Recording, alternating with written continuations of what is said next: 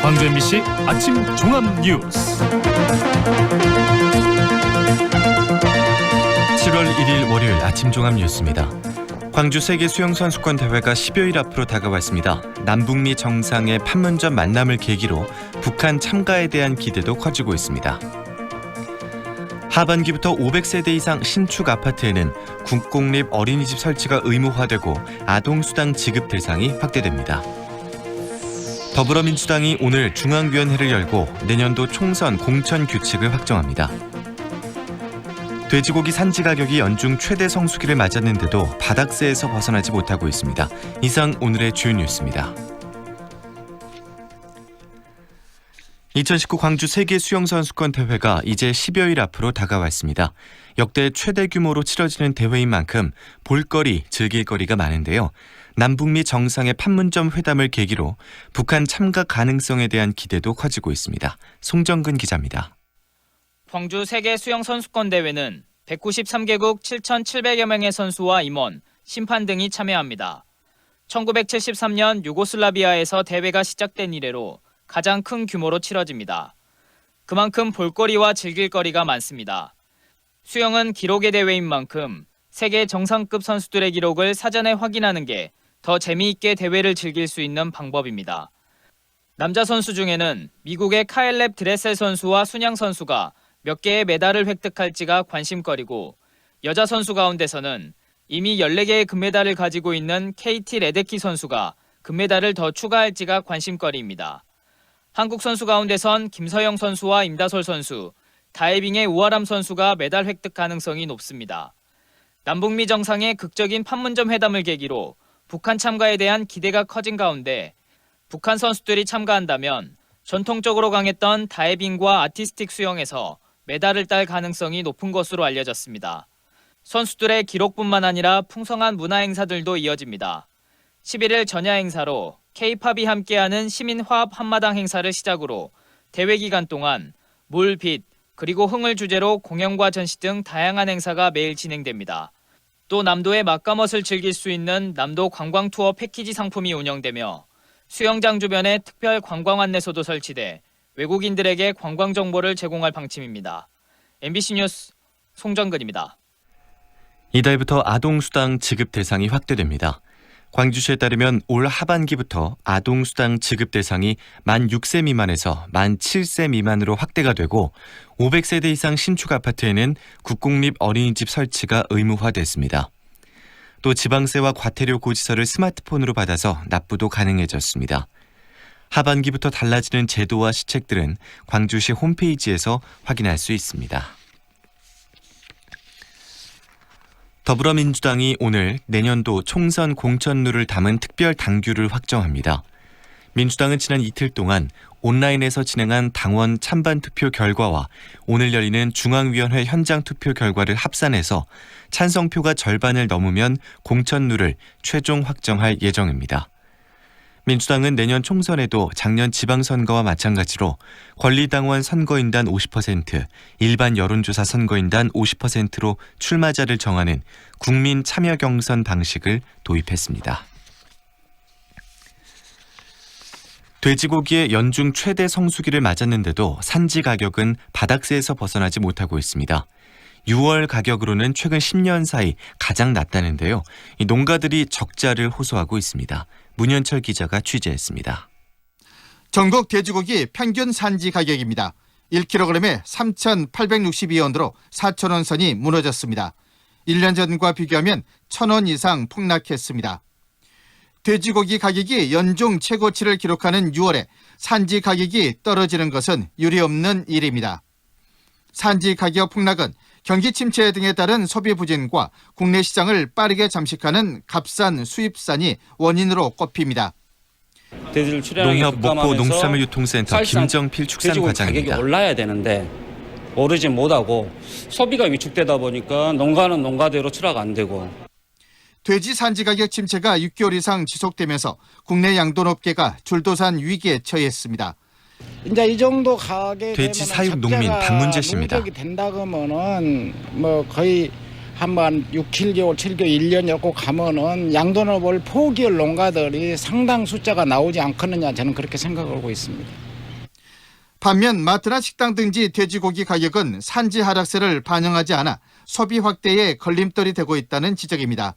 가장 선호하는 삼겹살의 경우 마트 판매 가격이 1kg에 2만 원 안팎으로 오히려 오름세까지 보이고 있습니다. MBC 뉴스 문현철입니다. 지난해 처음으로 3억 톤을 넘어섰던 여수 광양항의 물동량이 상승세를 이어가고 있습니다. 하지만 올해 컨테이너 물동량은 자립항만의 기준치에는 미치지 못할 것으로 보입니다. 보도에 문형철 기자입니다. 올 들어 지난 5월까지 여수 광양항에서 처리한 화물은 1억 2,900만 톤. 지난해 같은 기간에 비해 4% 늘어난 수치입니다. 수입과 수출 물량이 작년과 비슷한 수준을 기록한 가운데 여수 광양항을 거쳐간 환적 화물은 30% 이상 급증하며 물동량 증가를 주도했습니다. 선사 등에 지급하는 인센티브를 확대하면서 부정기선이 늘어난 영향이 큽니다. 환적 화물 같은 이윤옥 경우는 여수광양 사실 항만공사 물량이라고 마케팅부 볼수 과장입니다. 있지만 그만큼 항만 연계성이라든지 항로 연계성이 좀 개선이 되었다라고도 볼 수 있기 때문에 이런 부분은 저희가 지속적으로 유지할 수 있도록. 여수광양 항만공사는 지금과 같은 추세라면 올해 목표치인 3억 1천만 톤 달성이 가능할 것으로 예상하고 있습니다. 다만 컨테이너 물동량은 여전히 고민거리입니다. 한동안 정체를 보였던 처리 물량은 지난해 241만 TEU를 기록한 상황. 5월까지 처리 물량도 전년 대비 9% 가까이 증가했지만 올해도 자립항만의 기준인 300만 TEU에는 미치지 못할 것으로 보입니다. 항만공사는 상하차 작업 시간을 줄이기 위한 장비 확충과 기업 유치를 통해 돌파구를 찾겠다는 생각입니다. 김한춘 여수광양 항만공사 기획조정실장입니다. 아마 부도 운영에 상당히 기여할 거로 보고 있고요. 그다음에 추가적으로 수축 배후 단지에 입주기업 5개를 유치해서 항만 물동량 창출에 기여하도록 하겠습니다. 물동량 규모로 국내 2위인 여수 광양항이 자립 항만을 위한 새로운 기반을 다질 수 있을지 주목됩니다. MBC 뉴스 문형철입니다. 중학생 제자에게 기합을 주고 폭행을 가해 재판에 넘겨진 운동부 코치에게 징역형 집행유예가 선고됐습니다. 광주지법은 지난 1월 경남의 한 중학교에서 열린 배구 연습 경기에서 중학생 제자가 경기에 집중하지 않는다며 얼차려를 주고 막대기로 수십 차례 폭행한 혐의로 기소된 27살 A코치에게 징역 6개월에 집행유예 2년을 선고했습니다. 법원은 A씨의 죄책이 가볍지 않지만 배구부 감독과 졸업생들이 선처를 탄원한 점 등을 고려했다고 밝혔습니다. 음주운전 사고를 낸 운전 업무 관련 공무원에 대한 해임 처분은 정당한 것이라고 법원이 판결했습니다. 광주지법 제1행정부는 지난 2017년 만취 상태로 운전을 하다가 오토바이를 충격해 운전자를 다치게 한 혐의로 해임 처분된 공무원 A씨가 소속 자치단체를 상대로 제기한 징계처분 취소 청구를 기각했습니다. 재판부는 운전 업무에 종사하는 공무원들에게는 교통법규 준수 의무가 보다 엄격하게 요구된다고 밝혔습니다. 날씨입니다. 오늘 광주 전남 지역은 구름이 많이 낀 가운데 장성과 담양 등 전남 일부 내륙 지역에 낮 한때 5에서 30mm의 비가 내리겠습니다. 낮 최고 기온은 광주가 27도, 장성 26도 등으로 어제보다 1도 정도 낮겠습니다. 내일부터 금요일까지는 비 소식이 없고 30도가 넘는 무더위가 이어지겠습니다. 광주지방 현재 기온 23도입니다. 광주 MBC 아침 종합 뉴스를 마칩니다. 아나운서 김두식입니다.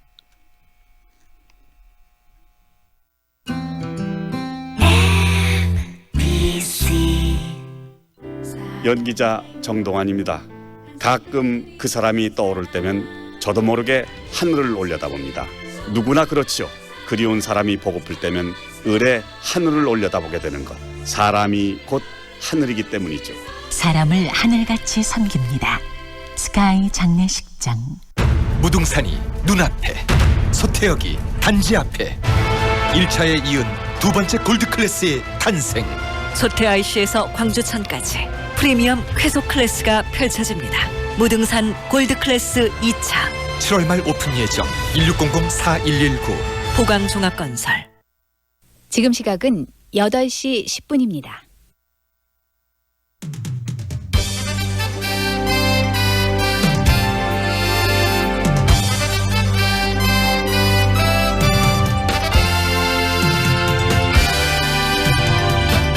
황동윤의 시선 집중. 트럼프 미국 대통령이 김정은 북한 국무위원장과 판문점에서 전격 회동하면서 교착 상태가 이어지던 북미 비핵화 협상의 돌파구가 마련이 됐습니다. 특히 북한과 미국은 실무 협상에 들어가기로 합의를 했는데요. 또 이 점이 주목받고 있습니다. 북미 정상의 친서 교환에서 판문점 번개 회동까지 그 과정 오늘 정리해보고요. 정치적으로 갖고 있는 의미도 짚어보겠습니다. 민주평화당 정동영 대표와의 인터뷰 준비되어 있습니다. 귀가 중인 여성이나 혼자 사는 여성을 대상으로 한 범죄들이 끊이질 않고 있는데요. 최근에 광주에서도 혼자 사는 여성의 집을 침입하려 한 남성이 불구속 입건됐는데요. 이렇게 여성을 노린 범죄는 여성을 하대하고 차별하는 인식의 문제와 함께 또 다른 여러 가지 구조적인 문제들을 담고 있다고 합니다. 광주 여성민우의 성폭력 상담소 김미린의 활동과 연결해서 여성을 대상으로 하는 범죄의 실태 그리고 대안에 대한 고민해보겠습니다. 한 취업 포털 사이트의 조사에 의하면 퇴사를 고민하는 직장인들이 91%에 달하고 또 이런 고민의 가장 결정적인 중요한 원인은 바로 상사나 그 조직의 대표라고 합니다. 직장 내의 괴롭힘이나 갑질이 그만큼 만연해 있다는 의미일 수 있는데요. 관련 문제를 해결하기 위해서 다음 달 16일부터 시행되는 직장 내 괴롭힘 금지법에 대해서 관심들이 모아지고 있습니다. 이 법이 담고 있는 내용 그리고 또 부족한 부분이 있다면 어떤 부분이 있는지 이야기를 정리하겠습니다. 법무법인 법가의 박철 변호사와의 인터뷰 준비되어 있습니다. 황동인의 시선 집중 계속됩니다. 우와, 통돼지 바비큐! 역시 우리 사장님이 최고! 즐거운 야유회 체육대회 최고의 맛으로 즐거움을 더하다. 통돼지 바비큐 출장 서비스 쿠바하우스.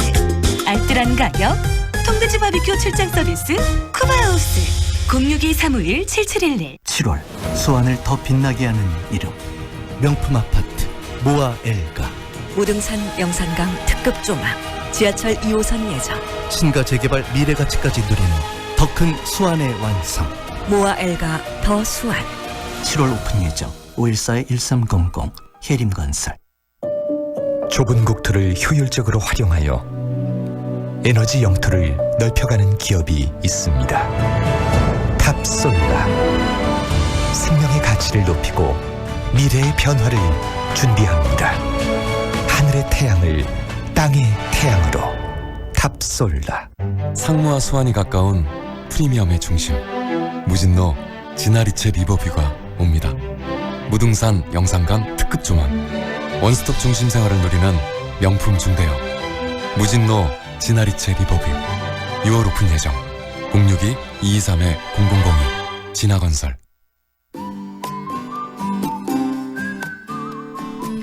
(7월의) 첫날인 오늘 우산을 챙기셔야겠습니다. 중부지방은 가끔 구름만 많겠지만 남부지방은 전북 지역을 시작으로 오후까지 비가 내리겠습니다.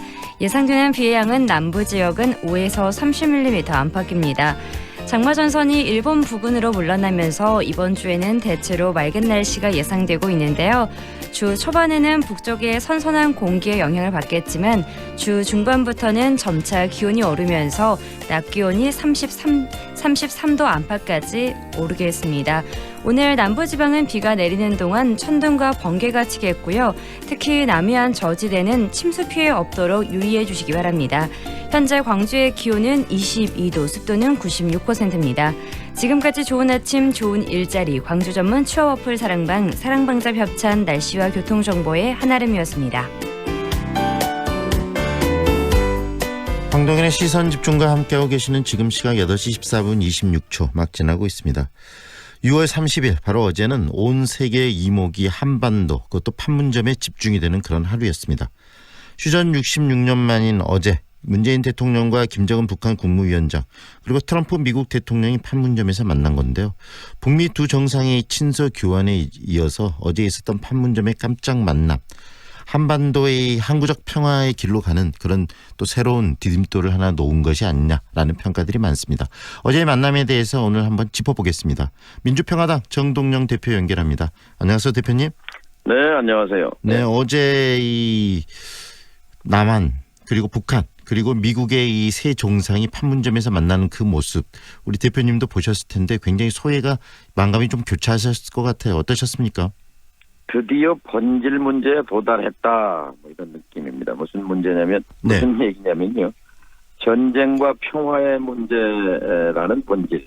근데 현장이 한반도에서 어디겠습니까? 네. 판문점. DMZ죠. 판문점.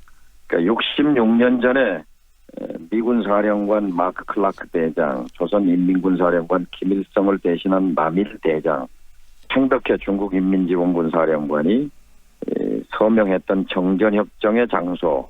네. 그 정전협정은 이렇게 돼 있어요. 막대한 고통과 유혈을 초래한 한국전쟁을 정지시키기 위해서 최후적인 평화적 해결이 달성될 때까지 정전을 확립하는 데 상호 동의한다. 그리고 66년이 흘렀거든요. 그 66년 만에 한쪽에 죽인 트럼프 대통령, 또 다른 쪽에 죽인 김정은 위원장, 그리고 남쪽의 문재인 대통령이 함께 회동했다는 것은 드디어 이제 전쟁과 평화의 그 전환점에서 그 극적인 현장에 세 분이 함께 했다는 것이 참 역사적인 시간이었다고 생각합니다. 정말 의미 있는 어제의 만남이었는데 이렇게 판문점의 깜짝 회동이 그 성사되기 바로 직전까지도 뭐 성사가 되지 않을 것이다 뭐 이렇게 이야기하는 분들도 일부 계시고 있고 그랬었는데 우리 대표님께서는 이런 김정은 국무위원장과의 트럼프 미 대통령의 만남이 성사될 것으로 예상을 하셨어요?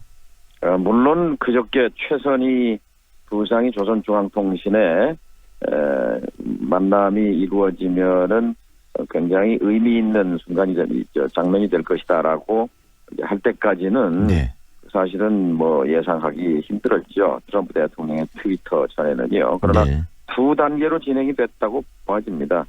첫 단계는 이제 6월 11일 날 싱가포르 1주년의 즈음에서 또 트럼프 대통령의 생일을 축하하는 그런 편지를 김정은 위원장이 보내고 또 거기에 대한 화답 편지를 한 열흘 뒤에 트럼프 대통령이 평양에 보냈는데 평양에서 이것을 이례적으로 공개하면서 굉장히 흥미로운 내용이고 또 대단한 용기를 지닌 분이다 이렇게 트럼프 대통령을 칭송한 측면 등등 이런 것들이 분위기 조성하는 1단계였고 그다음에 이제 그저께 아침이죠. 불과 48시간 전인데요. 트럼프 대통령이니까 트럼프 스타일로 그렇게 트위터를 통해서 만남을 제안하고 이것을 받아들여서 아주 리얼리티 쇼 진행자 다운 그런 국제 정치력 구사였다고 봅니다. 자, 각자 이렇게 만나게 되는 것도 이런 이벤트를 통해서 이 상황을 극대화시키는 측면은 굉장히 긍정적이고요. 하지만 또 각각의 목적이 부합했기 때문에 이런 만남이 이루어졌던 거 아니겠습니까, 대표님? 그렇죠. 그러니까 북한은 시기와 형식과 명분에 부합했다고 보는 거고요. 그 시기는 지난 하노이 충격 이후에 이제 넉 달이 경과했단 말이죠. 그리고 어쨌든 연말 안에는 올해 안에는 성과를 내야 하는 그런 시간에 대한 압박도 있는 거죠. 그래서 이번 기회를 놓치기보다는 활용하는 쪽으로 판단한 것으로 보이고요. 형식은 트럼프 대통령, 미국의 대통령이 자신을 초청한 거잖아요. 그렇죠. 그리고 명분은 DMZ라는 장소. 거기 원하는 것은 자 우리가 그동안에 오랜 적의 관계, 적대 관계를 끝내고 친구의 관계가 되게 해달라 하는 것이 일관된 북쪽의 메시지입니다. 그런데 DMZ에서 양 정상이 적으로서 만나는 것이 아니라 좋은 친구로서 만나는 그것이 명분으로서 작용했다고 보고요. 미국 입장에서는 역시 제일 트럼프 대통령 머릿속에 들어있는 제1관심사는 선거판이죠. 대선판. 그러니까 미국 본토에서 벌어지고 있는 미국 민주당 대선 후보 경선에 대한 관심을 완전히 돌려버리는 그런 효과도 있고요. 그다음에 이제 리스크 관리라는 측면이 있죠. 그러니까 트럼프 대통령은 핵실험도 하지 않지 않느냐 북한이. 어제도 그 말 하던데요. 이게 내 업적이다 이렇게 해왔는데 북이 이제 뭐 단거리 미사일이지만 저강도 위협을 해오는 그런 판에서 어쨌든 그런 위험 관리, 리스크 관리에 측면도 있었다고 봅니다. 네. 지금 북한과 이 미국의 이해관계가 서로 지금 맞아가기 때문에 한반도 평화가 좀 이 협상을 통해서 이루어질 것이라는 기대감이 더 커지는 부분이 있는데요.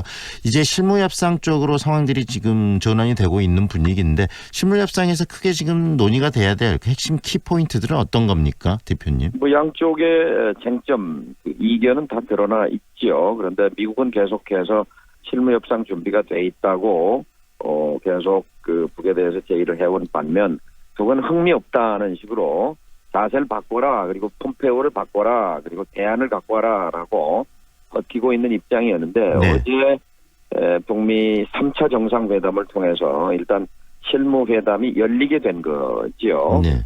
그리고 쟁점은 분명하죠. 미국은 이제 포괄적 합의, 빅딜이라는 거죠.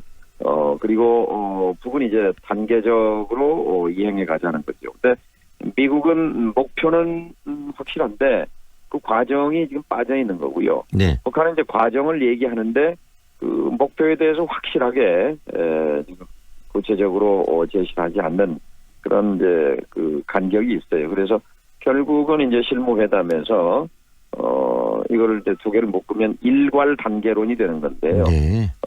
그 목표에 대해서 구체적으로 합의를 하고 그리고 이행은 단계적으로 하는 그 방법론에 관해서 이제 아마 비건 최선의 라인이 되지 않을까 싶습니다. 네. 협상이 한 2, 3주 뒤에 이제 시작이 되겠죠. 이번에도 이 어제 그런 이벤트를 만들어냈는데 실무적으로 미국의 이 당사자가 지금 실무자가 비건이었고 그다음에 북한에서는 최선이 아니었겠습니까? 예. 네. 그래서 그런 실무 협상에도 이 두 사람의 역할이 굉장히 중요할 거라고 대표님께서 예상을 하시는 거네요. 그러니까 그 한우 회담 전에 이제 김혁철 대표가 북쪽 대표였는데 미국 쪽의 불평을 들어보면 도대체 권한이 없어 보인다는 거죠. 네. 그래서 지도자의 위임을 좀 받아와라라고 줄곧 얘기했다는 것인데요. 그런 점에서 보면 이제 최선희 부상은 그래도 지도자와 수시로 소통이 되고 뜻에 정통한 그런 인물이기 때문에 아마 최선희 부상이 되지 않을까 그런 생각이 들고 또 이제 어제 트럼프 대통령이 폼페이오와 비건 얘기를 축소했어요. 비판도 하고 이제 북이 바꿔라라고 계속 압박해왔기 때문에 아마 어제 53분 북미 정상회담 과정에서도 나는 당신을 믿고 또 폼페이오는 내 뜻을 충실히 따르는 사람이다라고 폼페이오 얘기를 했지 않았을까. 그래서 지금까지와는 달리 일단은 폼페이오 비건 팀으로 또 북이 바꾸란다고 해서 폼페이오 장관을 바꿀 수 있는 것도 아니지 않습니까? 트럼프 대통령이. 그러면 하노이에서 노딜이라고 평가될 정도로 성과가 없이 서로 이 회담 자체가 깨졌는데 그런 과정이 있었기 때문에 이번 실무 협상은 서로가 좀 더 양보하는 카드들을 가지고 좀 만날 개연성이 높은 거 아니겠습니까? 그렇죠. 일단 서로 뭐가 다른지, 뭐를 합의할 수 있는지는 이제 서로를 이해하기 때문에 또 미국이 지난번에 연락사무소 설치라든지 종전 선언이라든지에 대해서 내줄 수 있다는 의사를 밝혔기 때문에 일단 기본 종잣돈은 있는 거예요. 합의할 수 있는. 이제 또 북도 영변 그 시설 390개나 되는 영변 핵시설과 이제 플러스 알파라는 것은 탄도미사일에 관한 얘기일 텐데요. 그것에 관해서 아무튼 이제 실무협상을 통해서 조율을 해야 되겠죠. 네, 앞으로 그렇다면 대표님께서 이 통일부 장관도 얘기하셨고 이 한반도 평화 문제에선 또 최고의 전문가분 중 한 분이신데 어떻습니까? 앞으로 회담과 한반도의 평화 체제의 문제가 굉장히 좀 밝은 쪽으로 계속 흘러갈 것으로 보십니까? 아니면 여러 가지 또 장애들이 있을 것으로 예상하십니까?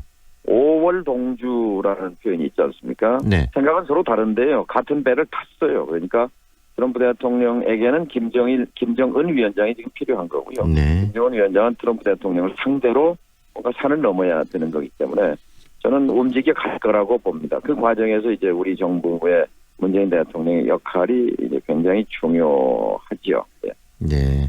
그리고요, 지금 정치권이 굉장히 뜨거운데 이렇게 연결이 됐으니까 그 정치권 얘기도 좀 여쭤보겠습니다. 이 최근에 이 국회의원 국민 소환제 이야기가 또 논의가 되고 있는데 민주평화당에서 당론으로 입법 발의를 하셨어요. 이 국민 소환제 왜 필요하다고 보시나요? 예, 대통령도 파면되지 않습니까? 탄핵되고 네. 대법원장도 국무총리도 장관도 법원 판사들도 그리고 단체장, 도지사, 시장, 또 지방의원들 다 소환될 수 있습니다. 국회의원만 예외거든요. 근데 우리 국민들은 그 예외를 인정하지 않습니다. 왜 국회의원이라고 해서 끌어내리지 못하느냐 하는 것이 주권자의 판단이기 때문에 네. 저희는 어떤 정당보다도 앞장서서 이 국민 소환제를 입법하자 하고 당론법으로 발의를 했는데요. 이게 어제 오늘 일이 아니라 15년 전에 시작된 겁니다. 제가 네. 열린 우리당 의장 시절에 집권 여당 때 시민사회단체와 함께 지방자치단체장과 지방의원에 대한 주민 소환제를 발의했고 강행 처리했어요. 당시 한나라당이 이것을 몸으로 막았거든요. 네네. 의장 공관을 공수하고 근데 이제 국회 부의장을 밖으로 이제 빼돌려서 네네. 강행 처리를 해서 주민 소환제를 했던 그때 국회의원 소환제도 같이 제기됐습니다만은 그러나 이제 의원들이 꺼려했기 때문에 일단은 1단계로 주민 소환제를 13년 전에 했고요. 2006년에 이제는 네. 무르익었다고 봅니다. 국회의원에 대한 소환제가요. 현재 더 이런 이야기가 나오는 게 지금 자유한국당이 국회 등원을 거부하고 있고 그다음에 이런 그 세계적으로 굉장히 급박한 상황 그다음 국내적으로 현안들이 많은 상황에서 국회의원들의 역할이 너무 없다라는 지적들이 국민들 사이에서 끊임없이 나오기 때문에 이런 논의가 더 있는 것 같은데 국회가 제대로 정상하게 되기 위해서 민주평화당의 역할도 좀 중요할 것 같아요. 앞으로 국회 정상화 이 부분에 있어서 민주평화당 어떤 방식으로 이끌어 가실지도 한 말씀 해주시죠. 예, 일단 이제 뭐 정상화는 됐죠. 오늘 초월회라고 해서 5당 대표와 문희상 의장 초청으로 오늘 그 오찬 회동이 만들어집니다. 네. 우선 청와대에서 북미 정상회담 남북미 3자 회동이 있었는데요. 청와대에 지금 여야 5당 초청 회동이 즉시 이루어져야 합니다. 네. 김대중 대통령 때는요. 남북 정상회담을 앞두고 또 직후에 이 야당들과 소통이 아주 신속하고 그리고 밀도 있게 이루어졌는데 지금 이 문재인 정부는 그런 점에서 아주 취약점을 보이고 있습니다. 네. 사실 제가 당대표 된 지 10개월인데요. 10개월 동안 단 한 번도 문재인 대통령과 1대1로 소통해 본 적이 없습니다. 네. 그것은 문제라고 생각합니다. 그래서 오늘 회의에서 이 문제도 좀 짚으려고 생각합니다. 네. 지금 현재 청와대 방금 말씀하셨는데 이런 일들이 있으면 이런 일들을 통해서 이 국회 또 이 정치권들을 하나로 묶는 이런 청와대의 어떤 정무적 감이나 능력도 중요한데 현재 그런 부분들이 이 정무적인 능력이 좀 청와대가 많이 약한 것 같네요. 왜냐하면 국민 통합이 중요하거든요. 네. 국내 목소리가 하나가 돼야 이 정부의 목소리에 힘이 실리는 거거든요. 네. 그런데 국내에서 여러 갈래로 흩어진 목소리가 나오게 되면 국가의 외교력 자체가 약화됩니다. 그렇기 때문에 그것은 결국 그 야당과의 소통을 통해서 미국의 린든 존슨 대통령이라는 분이 있었어요. 케네디 암살 이후에 등장한. 네네. 이분이 굉장한 무능한 대통령이 될 거라고 봤는데 가장 그 개혁 입법을 많이 한 유능한 대통령으로 기록됐습니다. 그런데 그분의 별명이 미스터 세니터였어요. 미스터 상원의원. 틈만 나면 전화해서 미스터 세니터 점심 약속 있어요. 같이 만나 점심합시다. 이렇게 해서 상하원 의원과 수시로 소통한 그것이 역사에 남는 대통령을 만들었거든요. 네. 지금 문재인 대통령 국회와 전혀 소통하지 않습니다. 네. 이거 고쳐야 성공하는 정부 될 수 있습니다. 네, 오늘 말씀 여기까지 듣겠습니다. 인터뷰 감사합니다, 대표님. 예, 감사합니다. 지금까지 민주평화당 정동영 대표와 함께했습니다.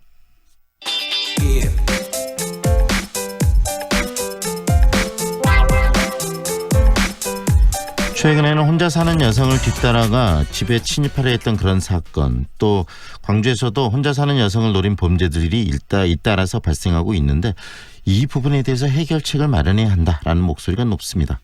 광주 여성 민우회 성폭력 상담소 김미린의 활동과 연결해서 여성을 대상으로 한 범죄의 실태 그리고 이 부분은 어떤 식으로 좀 대안들을 마련해 볼 것인가에 대한 고민 이야기 듣겠습니다. 안녕하세요. 네, 안녕하세요. 네, 요즘 여성을 대상으로 한 범죄 굉장히 많이 언론에서 이야기되고 그런 이야기들을 들을 때마다 깜짝깜짝 놀라게 되는데요. 여성의 시각에선 더 그러실 것 같아요. 네, 저 또한 이 시대를 살아가는 한 여성으로서 최근 연이어 벌어지는 범죄들을 보고 들을 때마다 높은 불안과 공포를 느낍니다. 2016년 강남역 화장실에서 일어난 여성 살인 사건을 아마 모두들 기억하실 텐데요. 네. 당시 수많은 여성들이 샵 나는 살아남았다라는 해시태그 운동을 진행했었습니다. 네. 그 자리에 여성의 성별을 가진 내가 있었다면 그 범죄의 피해자가 내가 될 수도 있었을 거라는 공포를 그렇게 표현한 건데요. 네. 현재를 살아가고 있는 많은 여성들이 아마도 그런 생각들을 여전히 네. 2016년보다 더 강하게 하고 있지 않을까 싶습니다. 네, 여성이기 때문에 범죄의 대상이 된다. 정말 모든 여성들, 이 현대를 살아가는 이 많은 여성들에게 굉장히 공포감을 주는 그런 상황인데요. 여성들을 타깃으로 삼는 이 범죄 유형은 어떻습니까? 네, 그 대검찰청 범죄동향 리포트에 따르면 2018년 강력범죄 여성 피해자 비율은 89.2%로 2000년 강력사건 전체 피해자 8,700명 중에 71.3%, 2011년 78,000명 중 83.8%에 비해서 비율로나 규모로나 크게 늘고 있는 추세입니다. 네. 특히 국회행정안전위원회 강창을 더불어민주당 의원이 경찰청으로부터 제출받은 자료에 따르면 2014년부터 2017년 주거침입 관련 범죄는 총 7만여 건이 넘거든요. 네. 이 중에 가해자가 남성인 경우는 90.8%에 이르렀습니다. 네. 하지만 이런 주거침입 성범죄뿐만 아니라 최근에 버닝썬 클럽에서 일어난 사건을 통해서 네. 마약류를 통한 약물 강간과 성관계 동영상을 불법으로 촬영하고 유포시키는 범죄들이 얼마나 우리 사회에서 만연한가를 알 수 있었습니다. 네. 여성들을 상대로 이런 범죄들이 굉장히 많이 일어나고 또 범죄가 심각한데 이런 부분들을 이런 가해자들에 대한 그 처벌 이런 부분들이 굉장히 좀 약하기 때문에 이런 범죄가 더 반복적으로 일어난다는 지적도 있거든요. 그 부분에 네. 어떻습니까? 그 최근 발생한 신림동 원룸 침입 사건도 강간미수로 볼 것이냐 아니면 단지 주거 침입으로 볼 것이냐 하는 논란이 벌어진 것으로 알고 있습니다. 네. 그 작년 미투 운동 이후에 한국 사회는 성범죄와 관련해서 매우 강력하게 처벌한다라는 인식이 높아졌는데요. 실제로 한국 사회에서 강간으로 처벌하기 위해서는 피해자가 현저히 저항할 수 없을 정도의 폭행과 협박이 있어야 한다고 전제하고 있습니다. 네. 그러므로 피해자가 본인이 현저히 저항할 수 없었음을 계속적으로 입증해야 하는 거죠. 그리고 그 입증이 이루어졌다 하더라도 처벌의 수위 또한 매우 낮습니다. 네. 앞에서 언급한 신림동 원룸 침입 사건의 피해 여성이 얼마나 공포스러웠을지 아마 이 라디오를 듣고 계시는 여성 청취자분들은 매우 공감하실 텐데요. 네네. 하지만 아마도 이 사건이 가해자 행위가 실질적인 폭행과 협박이었냐 이와 관련된 법리적 논쟁이 아마 이후에 일어날 겁니다. 네. 실제로 여성들이 경험하는 공포와 불안이 지금의 법 체계로는 해석되지 않는 간격이 우리 사회에 존재하고 있다고 봅니다. 법이 좀 더 섬세하게 이런 문제점들을 그 법의 어떤 보강 법에 대한 네. 어떤 그 개선이 필요하겠네요.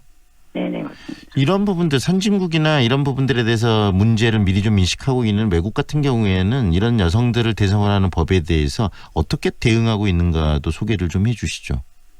네, 그 최근 한국 사회에서 매우 문제가 되고 있는 데이트 폭력을 예로 들어보겠습니다. 네. 영국의 경우에는 2014년부터 당시에 피해자였던 일명 클레어법을 시행해서 데이트 상대의 폭력 전과를 열람할 수 있도록 했습니다. 그리고 미국의 경우에는 1990년 캘리포니아주에서 최초로 스토킹 금지법이 만들어진 데 이어서 1994년에는 연방법으로 여성폭력 방지법이 제정됐습니다. 이 법은 데이트 폭력 가해자를 의무 체포하고 피해자와 격리하는 민사상 접근 금지 명령을 포함하면서 피해자 보호의 측면을 더욱 강화했습니다. 하지만 한국 사회의 경우에는 데이트 폭력에 대해 규율할 수 있는 법 조항조차도 없는 상황입니다. 네. 그리고 위에서 언급한 강간죄에 있어서도 외국의 경우에는 피해자의 자발적 동의를 기준으로 강간죄를 정의하는 비동의 간음죄가 존재하고 있습니다. 네. 그래서 유엔차별설폐위원회에서도 2018년 한국 사회에 비동의 간음죄를 신설하라고 공고한 바가 있는데요. 이와 관련한 법안이 국회에서 논의 중인 걸로 알고 있는데 올해는 꼭 통과되길 바라고 있습니다. 네, 그렇다면 이제 우리가 본격적으로 좀 더 깊게 이 여성의 어떤 그 두려움들 이런 부분들을 시스템적으로 이 보호해주고 그다음에 그런 여성들의 피해를 좀 막을 수 있는 방안에 대해서 구체적으로 고민 좀 해야 되지 않겠습니까? 국회에서 지금 계류되어 있는 법안들도 좀 빨리 좀 통과를 시켜야 될 필요성도 있고요. 현재 이 상황에서 우리에게 꼭 필요한 것들은 어떤 것이라고 생각하시는지 한 말씀 해 주시죠. 네, 최근에 일어난 사건들과 관련해서 이야기 좀 드리면 지난 5월에 광주 여성재단에서 20, 30대 여성 1인 가구들을 대상으로 심층 인터뷰를 진행하고 연구 보고서를 발행한 바가 있는데요. 네. 그리고 이를 토대로 광주시의회에서 여성 1인 가구 정책 관련 토론회가 열렸습니다. 그때도 가장 많이 언급되었던 부분이 주거와 관련된 것이었거든요. 네. 최근 서울과 광주에서 발생한 사건들의 경우에도 대부분 여성들이 거주하고 있는 곳이 원룸이나 오피스텔이었습니다. 네. 특히 20, 30대 1인 가구 여성들의 경우에는 경제적으로 매우 취약한 세대이기도 합니다. 그러므로 대부분 목돈이 들어가는 관리인이 있는 좋은 아파트에 입주하기보다는 안전에 되게 취약한 원룸이나 오피스텔을 선택할 수밖에 없는 상황이고요. 네. 그렇다고 하면 LH 같은 곳에서 저소득층이나 신혼부부를 대상으로 임대주택을 저렴하게 지금 제공하고 있잖아요. 네. 이와 같은 방식들을 여성 1인 가구들을 대상으로 확대하는 방법도 있을 수 있다고 봅니다. 네. 이것은 광주광역시 지자체가 충분히 지금 당장 고민해 볼 수 있다고 봅니다. 네. 오늘 말씀 여기까지 듣겠습니다. 고맙습니다. 네, 감사합니다. 지금까지 광주 여성민우회 성폭력 상담소 김미린의 활동가와 함께했습니다.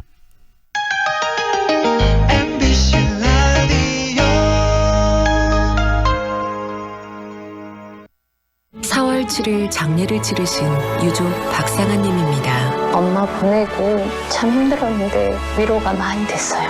3월 4일 장례를 치르신 유족 전승현님입니다. 덕분에 잘 치렀습니다. 정말 감사합니다. 진정한 위로 남문 장례식장. 우리의 꿈을 펼치는 곳, 우리의 취업과 창업을 성취하는 곳, 광주대학교. 더 나은 내일, 더 좋은 미래를 위한 내 꿈의 파트너, 광주대학교. 취업, 창업 중심 교육 명문대학. 광주에는 광주대학교가 있습니다. 미래도의 일상은 작품이 됩니다. 중해공원과 비엔날레 문화라이프. 미래도의 입지는 예술이 됩니다. 우수한 교육 환경과 우남 재개발 프리미엄. 기대하세요. 6월 중해공원 모아 미래도의 프리미엄이 당신을 찾아갑니다. 062-372-2001. 모아 종합건설. 광주 중심에 골드 클래스가 옵니다.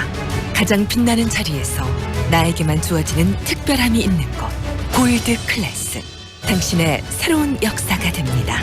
행복 위에 지은 집 화정 골드 클래스. 8월 오픈 예정. 062-227-2278 보강종합건설. 93.9 Feelings between the sheets. Why am I caressing my mama's fat knees? 세상을 보는 지역의 눈. 여러분은 지금 황동현의 시선 집중과 함께하고 있습니다. 직장 내 괴롭힘 금지법 7월 16일 딱 15일 앞으로 이 시행이 다가왔는데요. 관행처럼 일상화되어 있는 직장 내에서의 괴롭힘 또는 갑질이 이 법 시행을 통해서 근절될 수 있을까에 대한 기대감, 그리고 또 일부 하지만 이 법안이 좀 부족한 부분이 있다는 그런 우려 이야기들이 교차하고 있습니다. 이 법이 담고 있는 내용, 그리고 또 보완점은 어떤 것이 있는지 이야기를 듣겠습니다. 법무법인 법가의 박철 변호사 연결합니다. 안녕하세요, 변호사님. 네, 안녕하세요. 네, 이 직장 내 갑질 이야기 자주 이야기되고 있는 부분이고 여러 가지 문제점들, 사회적인 문제로 계속 확대되고 있는데요. 실제 이 직장 내 갑질로 인한 법적 분쟁도 많이 지금 증가하고 있습니까? 네, 아시다시피 최근에 그 국민들 공분에 떨게 했었던 그 대표적인 사건들이 있었잖아요. 그 병원 내에 신입 간호사들에 대한 태움이라는 형태라든가, 모기업 대표가 직원들한테 엽기적인 행각을 저질렀다든가, 이런 것들이 있어서 여론의 문제 제기가 이전보다 활발해서 적극적인 그 대응 방법을 찾는 추세가 좀 있는 거는 같습니다. 그렇지만 여전히 직장이라는 것이 이제 삶을 영위하기 위한 수단이 될 수밖에 없기 때문에 수인 한도가 넘지 않는 한 이렇게 좀 적극적으로 법적 해결책을 찾는 일은 여전히 좀 적은 것 같습니다. 네, 어떻게 보면 그 부분이 또 한계일 수도 있겠다는 생각이 듭니다. 왜냐하면 직장 내에서 이런 갑질이나 괴롭힘 이런 부분들이 직장 내 상사와의 관계 속, 다시 말하면 위계질서 속에서 일어나는 일들이 많기 때문에 그런 문제가 있더라도 그것을 이야기하거나 법으로서 자기의 어떤 정당성을 회복할 수 있는 그런 상황들이 잘 만들어지지 않는다는 거 아니겠습니까? 예, 그렇습니다. 그렇다면 이 직장 내 괴롭힘 또는 갑질의 또 유형들은 어떤 형태로 나타나고 있는지도 소개해 주시죠. 저희가 흔히 알고 있는 폭행이나 협박이나 뭐 폭언이 지속된다든가 뭐 주요한 일을 주지 않고 허드렛 일만 시킨다든가 아니면 의사하고 상관없이 음주 자리나 회식 자리 참여를 좀 강요한다든가 또 집단적으로 따돌림을 하거나 뭐 업무에서 의도적으로 배제한다든가 뭐 굉장히 다양한 유형들이 있겠습니다. 네. 그래서 그런 직장 내 괴롭힘과 갑질을 이제 법률적으로 좀 막아보자. 그래서 법이 지금 시행을 앞두고 있는데 이 직장 내 괴롭힘 금지 조항, 이 근로기준법 개정안 안에 들어있는 부분 아니겠습니까? 예, 그렇습니다. 예, 내용 소개 좀 해주세요. 네, 이 법이 앞서 말씀드렸던 사회적 문제들 때문에 작년 12월에 국회 본회의를 통과했고요. 올해 7월 16일부터 시행이 됩니다. 이제 직장 내 괴롭힘을 사용자 또는 근로자가 직장에서 지위 또는 관계 등의 우위를 이용해서 업무상 적정 범위를 넘어서 다른 근로자에게 신체적, 정신적 고통을 주거나 근무 환경을 악화시키는 행위로 규정하고 있습니다. 네. 이제 이 법이 시행되게 되면 사업주는 기업 내에 직장 내 괴롭힘 금지 내용을 반영해서 회사의 취업 규칙이나 단체 일백을 개정해야 됩니다. 네, 이 법이 갖고 있는 그래도 영향력이라는 게 그런 거 아니겠습니까? 법에 준해서 지금 세부 규칙이나 그다음 회사 내 어떤 시행령들을 개정할 수밖에 없는 상황을 지금 만들어낸다는 거 아니겠습니까? 그렇습니다. 네. 이 법 적용의 대상이 되는 기업들의 근데 기준이라는 게 있나요? 예, 법으로는 상시 근로자 10명 이상의 기업이 대상입니다. 네. 10명 이상. 그러면 또 10명 이상이 안 되는 이런 영세 기업에서 일하시는 분들은 또 이 법에 또 보호를 받지 못한다는 또 한계가 있네요. 이 법의 어떻게 좀 맹점이라고 보면 가장 대표적인 게 그거라고 할 수 있을 텐데요. 네. 말씀하신 대로 영세 소규모 사업장에 이런 법의 도움이 더 절실할지도 모를 것 같은데 네. 적용 대상이 10명 이상의 기업이기 때문에 이 부분은 조금 부족한 부분입니다. 네, 이 법에는 가해자들에 대한 처벌 조항도 좀 강화돼 있습니까? 가해자에 대한 처벌 조항은 없습니다. 네. 다만 이제 누구든지 직장 내 괴롭힘 발생 사실을 알게 된 경우에 사용자에게 지체 없이 신고해서 또 사용자는 지체 없이 그 사실을 확인해서 적절한 조치를 취해야 됩니다. 그리고 만약에 사업주가 이런 신고 등을 했다는 이유로 피해자에게 불이익을 주게 되면 3년 이하 징역, 3천만 원 이하 벌금에 처하도록 되어 있습니다. 다만 말씀하신 대로 가해자에 대한 직접적인 처벌 조항은 없습니다. 그렇다면은 직장 내에서 일어나는 이런 갑질과 괴롭힘에 대해서는 지금 이 직장을 운영하는 사업주 또는 사장이라고 불려지는 어떤 경영자에게 책임을 묻는 시스템으로 되어 있다는 말씀이시네요. 그렇습니다. 네, 그런 부분들이 실질적으로 이 법이 제대로 어떤 법의 실효성을 발휘할 수 있겠느냐에 대한 의구심을 또 만들어낼 수 있겠는데요. 말씀하신 대로 이제 가해자의 직접 처벌 조항이 없어서 이게 좀 부족한 부분이 아니냐라는 여론들이 있는 것으로 알고 있습니다. 네. 다만 제가 생각하기에는 기존 이게 형사법으로 예를 들어서 폭행이나 협박이라든가 이런 가혹한 폭언이라든가 이런 형사법으로 처벌할 만한 위법행위가 아니라면 가해자에 대해서는 해당 회사의 인사권 행사의 범위에서 네. 직장 내 징계 절차에 따라서 징계받게 하는 게 맞다는 판단도 듭니다. 네, 여러 가지 논란이 있을 수 있으나 이 법이라는 게 또 너무나 징벌적이거나 그다음에 법에 또 여러 가지 어떤 다른 법과의 또 상호 그런 것들이 있기 때문에 현재로서 그 부분이 그렇게 강하게 문제가 되지는 않을 거라고 보신다는 말씀이시네요. 예, 그렇습니다. 그렇다면 해봐야 될 것 같습니다. 네, 이 법이 이제 좀 이 직장 현장에서 제대로 좀 작용을 하기 위해서 여러 가지 우리 사회의 또 고민들도 필요할 것 같고요. 그런데 이 법에 규정된 괴롭힘의 정의가 좀 모호하다는 지적도 있는데 그런 지적에 대해서 고용노동부가 좀 매뉴얼을 마련했다고 들었습니다. 그 매뉴얼이 담고 있는 내용도 소개를 좀 해주시죠. 예, 제가 확인해봤는데요. 상당히 많은 양의 매뉴얼입니다. 네. 아마도 괴롭힘이라는 단어가 갖는 모호성 때문에 일부러 좀 구체적인 설명을 한 것 같고요. 예를 들어서 대표적인 괴롭힘이 어떠한 것이라는 예시라든가 또 법률이 반영된 변경된 취업규칙 안의 예시라든가 또 구체적인 사안에서 괴롭힘이 되는지 안 되는지 여부에 대한 예시 판단예 등이 실려 있었습니다. 네. 대표적인 이야기 몇 개 해주세요. 왜냐하면 특히 궁금한 것들은 뭐냐면 업무 이외의 활동에 대해서 이것을 괴롭힘으로 이해하느냐 마느냐 회식이나 이런 부분이 하나 있을 것 같고요. 그다음에 또 업무 과정에서 상사가 이야기하는 그런 내용에서 욕설이랄지 비하적인 용어나 이런 부분이 들어가는 것을 과연 괴롭힘이나 이 갑질로 이해할 것인가 이 부분에 대한 많은 사람들이 궁금해할 것 같거든요. 가장 대표적인 예로 반복적 술자리를 강요하는 예가 있었는데요. 네. 예를 들어서 상사가 원래 그 업무를 하다가 술자리가 필요한 자리에서는 뭐 부하 직원들이 어느 정도는 좀 부담을 해야 된다든가 네. 아니면 술을 잘 먹지 못하는데 뭐 이런 자리에서 술을 안 먹으면 팀의 단합이 줘야 되는데 왜 그렇게 너는 그렇게 하느냐라는 식으로 욕설과 함께 뭐 이런 반복적인 술자리 강요했다든가 이런 부분에 대해서는 당연히 괴롭힘이라고 볼 수 있겠죠. 네. 그런 부분에 대한 이제 가부에 대한 내용들이 좀 실려 있습니다. 네. 이 법이 시행이 되게 되면 정말 잘 시행이 돼야 되고 우리 사회의 직장 내 괴롭힘은 이 법에 의해서 법을 근거로 해서 좀 사라져야 되겠다는 생각이 드는데 그러기 위해서 우리 사회 문화적으로 좀 고민해야 될 부분도 있을 것 같아요. 한 말씀 해 주시죠. 결국에는 이 법이 제정된 이유는 형사법적인 어떤 그런 범위 테두리 내에서 규율을 하겠다는 건 아닌 것으로 저는 보입니다. 네. 다만 말씀하신 대로 직장이라는 것이 결국에는 단체 생활이고 그 내부에서 직장 내에 그 자생적이고 또 자발적인 어떤 문제 제기와 문제 해결이 있어야 되는데 이런 부분들을 구조적으로 돕는 과정에 이 법이 활용되면 참 좋겠다는 생각을 했습니다. 네. 뭐 그 이상의 행위에 대해서야 뭐 기존의 형법으로도 해결할 수 있으니까요. 서로 좀 직장 내에서 또 어쨌든 같이 업무를 해나가면서 생존을 위해서 직업을 유지를 하고 있는데 네. 서로 구성원들끼리 좀 더 도와가고 또 그 서로의 입장을 좀 이해하는 그런 노력들을 구조적으로 했으면 좋겠다 이런 생각이 들었습니다. 네, 오늘 말씀 여기까지 듣겠습니다. 인터뷰 감사합니다. 네, 감사합니다. 지금까지 법무법인 법가의 박철 변호사와 함께했습니다.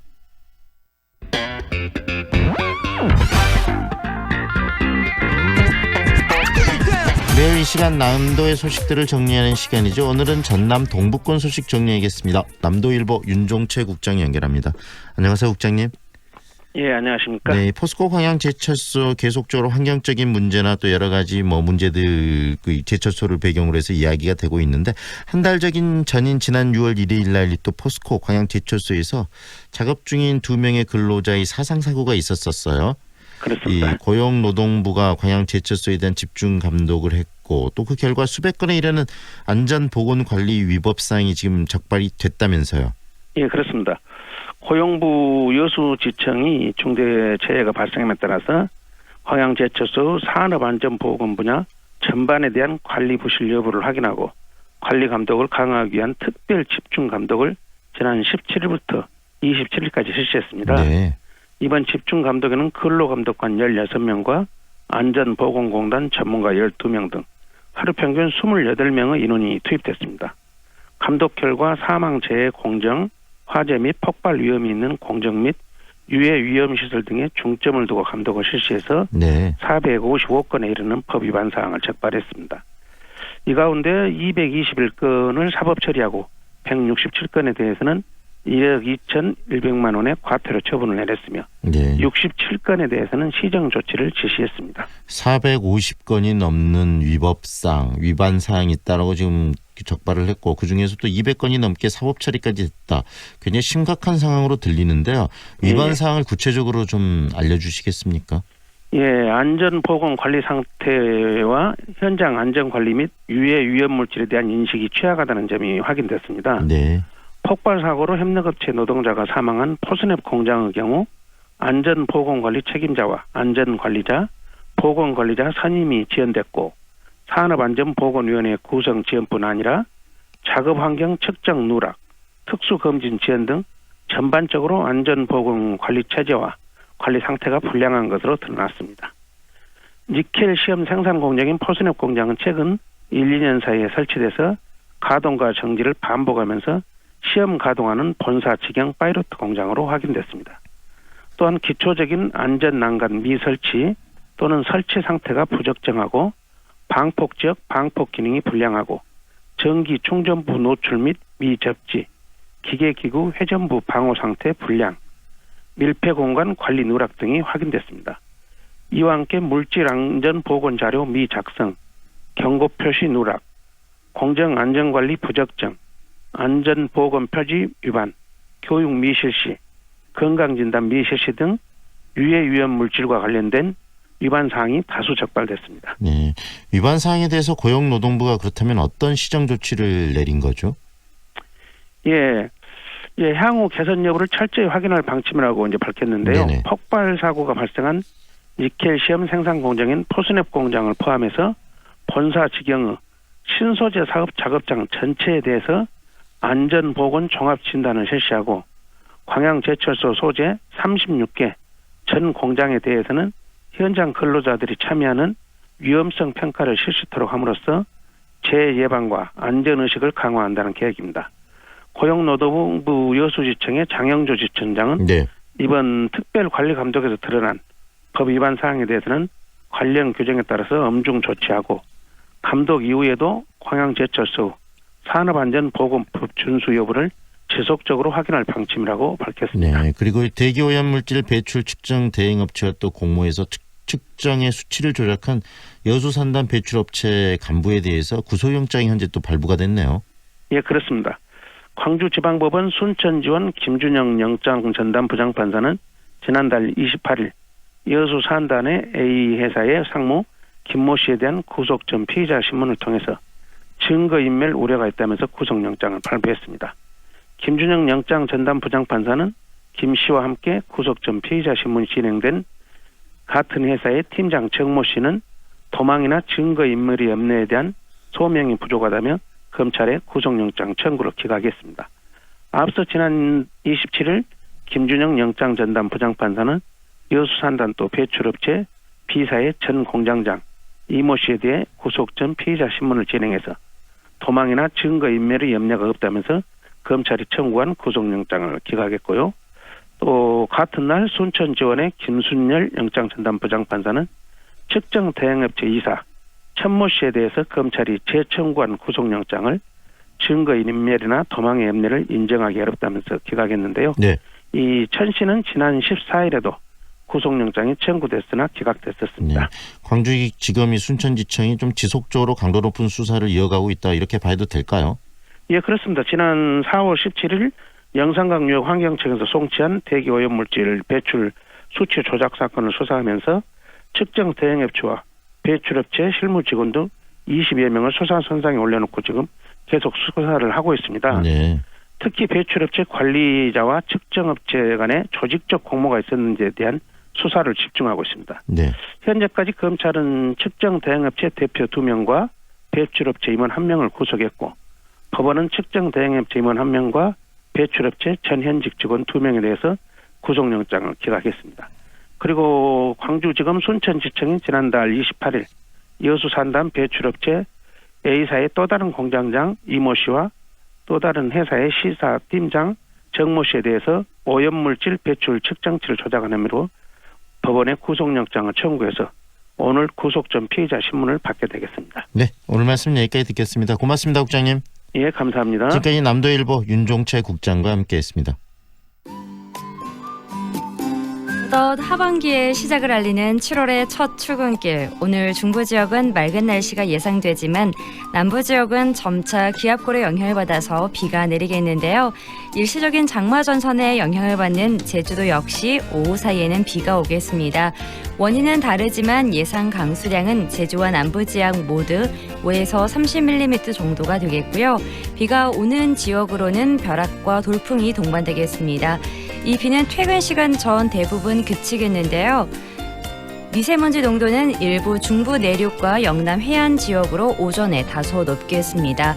다가오는 주말 남부와 제주도로는 장맛비가 내리기 전까지 이번 한 주 동안에는 맑은 날씨 속에 비 소식은 없겠습니다. 다만 갑작스러운 소나기 가능성은 있고요. 기온은 갈수록 올라 주 후반쯤 금요일에는 낮 기온이 33도까지 치솟겠습니다. 현재 광주의 기온은 22도, 습도는 96%입니다. 지금까지 좋은 아침, 좋은 일자리, 광주 전문 취업 어플 사랑방잡 협찬 날씨와 교통정보의 한아름이었습니다. 송정역으로 어디든 빠르게 미래 가치에 오를 마지막 기회를 잡아라. 수촌 3차 국제미술회 7월 오픈. 8년 임대로 미래도 생활가치도 오래도록 누릴 수 있도록 수촌 3차 국제미술회가 또 한 번 당신을 찾아갑니다. 임대문의 광주 사서륙의 5000번. 좁은 국토를 효율적으로 활용하여 에너지 영토를 넓혀가는 기업이 있습니다. 탑솔라. 생명의 가치를 높이고 미래의 변화를 준비합니다. 하늘의 태양을 땅의 태양으로 탑솔라. 광주 중심에 골드 클래스가 옵니다. 가장 빛나는 자리에서 나에게만 주어지는 특별함이 있는 곳. 골드 클래스. 당신의 새로운 역사가 됩니다. 행복 위에 지은 집 화정 골드 클래스. 8월 오픈 예정. 062-227-2278 보강종합건설.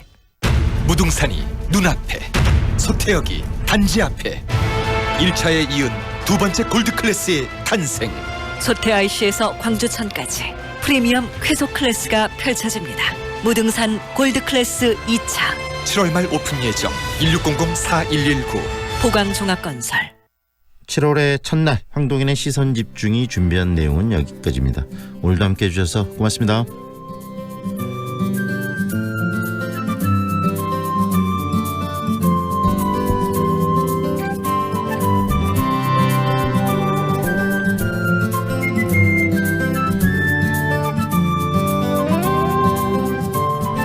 아주 멀리까지 가보고 싶어.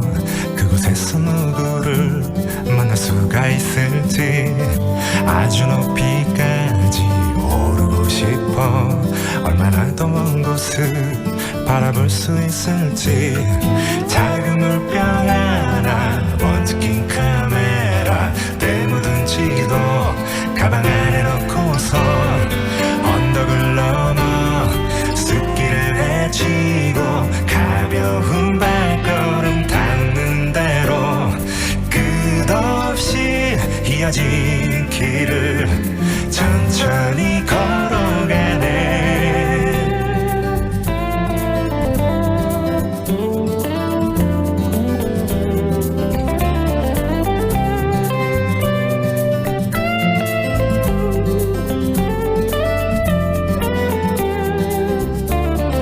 멍하니 앉아서 쉬기도 하고 가끔 길을 잃어도 서두르지 않는 법. 언젠가는 나도 알게 되겠지. 이 길이 곧 나에게 가르쳐 줄 테니까. 촉촉한 땅바닥 앞서간 발자국 처음 보는 하늘. 그래도 난 익은 길 언덕을 넘어. 지금 시각은 8시 57분입니다. 김성환 감독님, 요즘 건설 현장 떨어짐 사망 사고가 많이 발생하던데요. 높고 위험한 곳에서 일하기 때문이죠. 그럼 어떻게 예방해야 할까요? 작업 발판과 안전 난간, 사다리를 잘 설치하고 안전대를 제대로 걸었는지 꼭 확인해야 합니다. 안전모동 보호구 착용도 잊지 말고요. 네, 안전이 최우선이죠. 불량 발판, 불량 난간 아웃! 불량 사다리 아웃! 작업 발판, 안전 난간 세이프! 안전은 권리입니다. 이 캠페인은 광주지방고용노동청과 안전보건공단 광주지역본부 SJ건설안전이 함께합니다. 광주 MBC 카자흐스탄 문화 탐방. 알마티는 세계에서 가장 아름다운 도시다. 세계적인 소설가 해밍웨이도 극찬한 알마티. 차른 협곡의 웅대한 장광 속으로 만년설을 달리는 침블랏 스키장. 20쿨 호수 유람선 체험과 하루의 피로를 녹이는 유황 온천욕. 하얀 설원을 바라보며 즐기는 나이스샷. 골프 체험까지. 노쇼핑, 노옵션. 온 가족과 즐기자. 카자흐스탄의 눈부신 매력 속으로 초대합니다. 자세한 문의는 광주 226-6070입니다.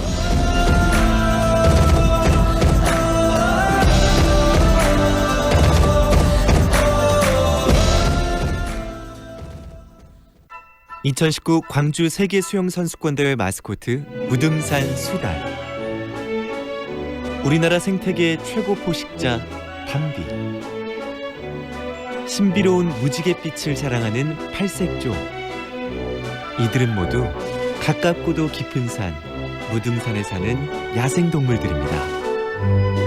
수달을 비롯해서 삭, 담비, 하늘다람쥐 등 한 11개 종의 천연기념물하고요. 그 멸종위기 야생 동식물이 한 26종 정도 살고 있습니다. 무등산 국립공원 꼭 들려주셔서 그만의 가치를 느껴보시고 그 가치를 세계에 좀 알려주셨으면 좋겠습니다. 알수록 귀한 산 무등산. 무등산 골짜기마다 귀한 생명들이 깃들어 있습니다. 광주 MBC 캠페인 무등산을 사랑하자. 이 캠페인은 현대해상, SK 브로드밴드와 함께합니다. AM 819kHz, 표준 FM 93.9MHz, 광주 MBC 라디오입니다. HLCN. 친구처럼 다정한 연인처럼 MBC 문화방송. 여러분의 다정한 친구 광주문화방송이 9시를 알려드립니다.